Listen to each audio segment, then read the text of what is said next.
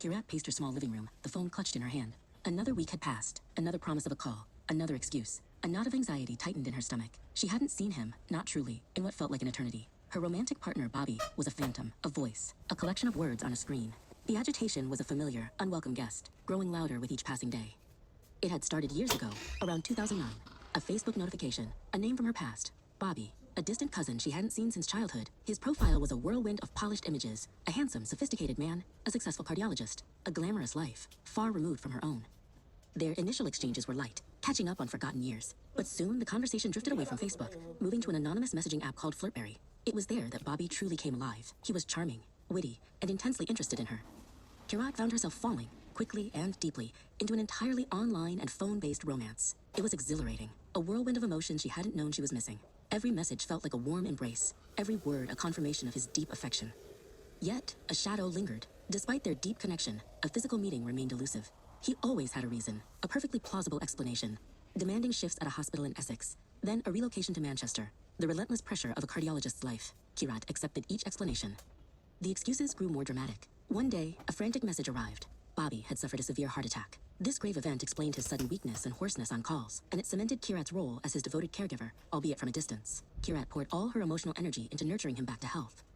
Just as he seemed to be recovering, a new, more terrifying drama unfolded. Bobby was accused of a heinous crime, sexually assaulting a patient. He painted himself as the victim, caught in a malicious setup, his career and life on the brink of ruin. Kirat, completely invested, believed every word. She became his staunchest advocate, his emotional anchor through the harrowing trial. She spent countless hours on the phone, offering reassurance, believing in his innocence against all odds, convinced he was a good man unfairly targeted. The trial concluded, and Bobby was acquitted.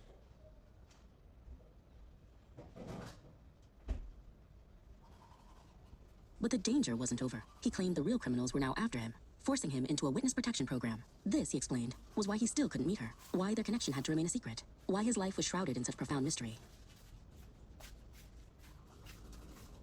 The web of deceit grew more intricate. A new character emerged. Auntie S, Bobby's mother. Messages from her would appear, thanking Kirat for her unwavering support of her son, reinforcing the narrative of Bobby's struggles. Then came Cousin S, Bobby's sister, adding another layer to the fabricated family. Various colleagues and lawyers would occasionally pop up, seemingly to verify parts of Bobby's ever more dramatic story. Each new persona, each new message, cemented the elaborate illusion, making it harder for Kirat to question what felt so undeniably real. Meanwhile, Kirat's real life began to unravel. Her family and friends watched with growing concern as she withdrew, consumed by a relationship with a man none of them had ever met. They voiced their worries, their doubts, but Kirat, blinded by love and loyalty, pushed them away. For years, Kirat suppressed the nagging doubts that occasionally surfaced. The emotional hold Bobby had on her was too strong, too intoxicating to break. But slowly, imperceptibly at first, the sheer improbability of his life, the endless drama, began to chip away at her conviction. A major red flag finally pierced through the fog. Bobby sent a photo of himself in a hospital bed. Kirat zoomed in, her heart sinking. The hospital monitor behind him, meant to convey a serious medical situation, was clearly unplugged. A tiny detail, but a gaping hole in his story. Then came a pivotal moment. Kirat listened to the podcast Dirty John, a true crime story about a similar romantic conman. The parallels were chilling, echoing her own experience with an eerie precision. Each episode was a revelation, giving her the clarity she desperately needed. The podcast gave her permission to question everything. The years of suppressing her instincts, the endless excuses, the bizarre turns of events, it all clicked into place. The emotional hold began to loosen, replaced by a cold, hard resolve.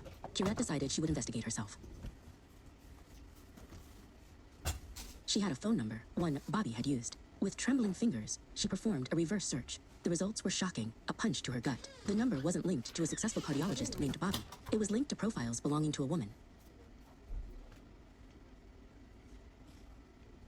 The woman's name was Simran Bhogal, Kirat's aunt, the charming cardiologist, his ailing mother, his supportive sister, the concerned colleagues and lawyers. All of them, every single character, had been fabricated and performed by her own aunt, a respected member of her community, a woman she saw at family weddings, a mother herself. The truth was devastating.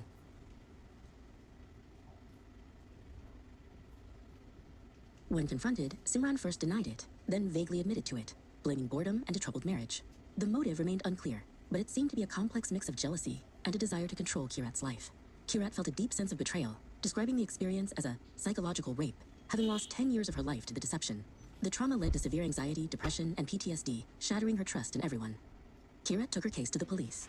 Because UK law at the time lacked specific legislation against catfishing, Simran Bhogal was charged with harassment and pleaded guilty, receiving a 2-year suspended prison sentence in 2022. Kirat courageously chose to tell her story publicly through the Sweet Bobby podcast, raising awareness about catfishing and mental abuse. She became an advocate for victims, rebuilding her life and helping others.